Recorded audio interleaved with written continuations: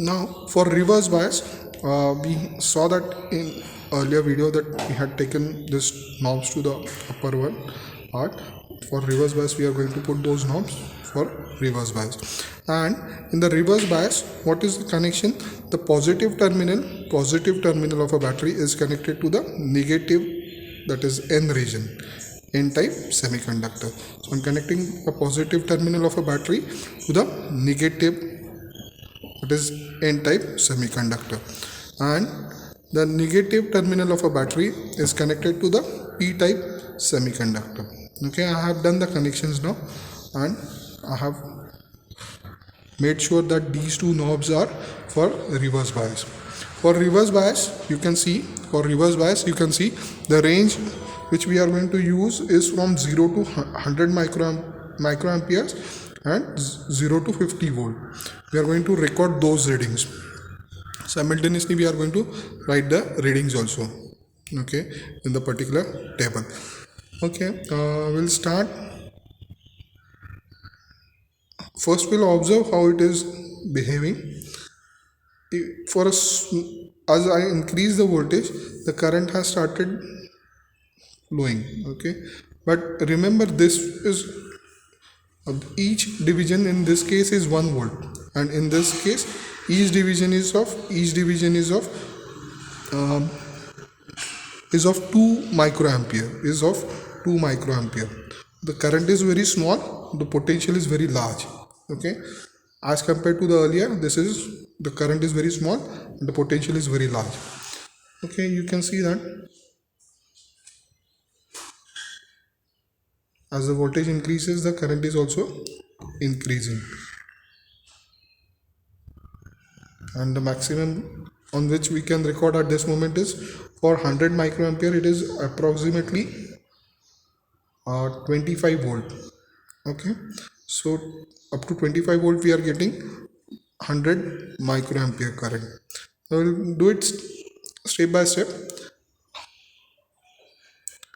Okay, for 0, the current is 0,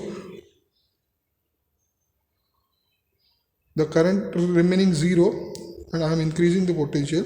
We can observe,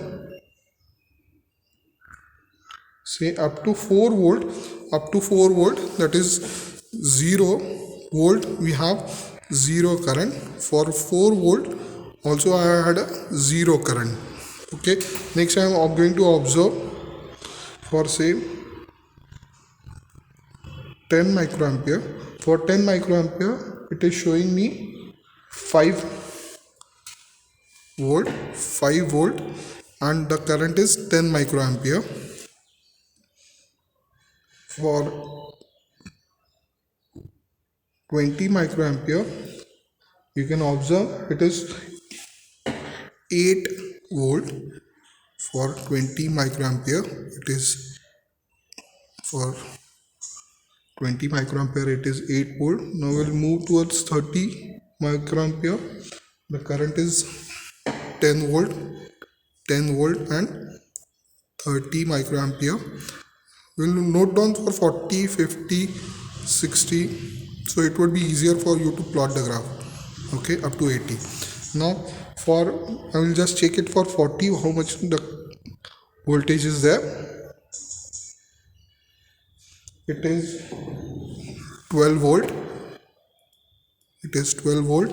For 50 it is 14 volt.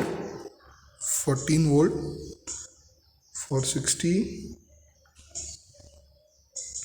it is 16 volt.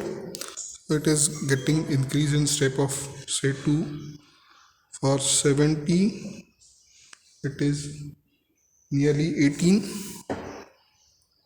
and for 80 it is 20 volt. Okay, we have got those two readings. You are going to plot two graphs separately. One would be for forward bias and second one would be for reverse bias. One would be for forward bias and second one would be for reverse bias. Okay, these are the readings for forward bias and reverse bias. You are going to plot the forward bias graph in the first quadrant and the reverse bias graph in the third quadrant. You can select proper scale for that, because for forward bias the current is in milliampere and for the reverse bias the current is in microampere. Okay.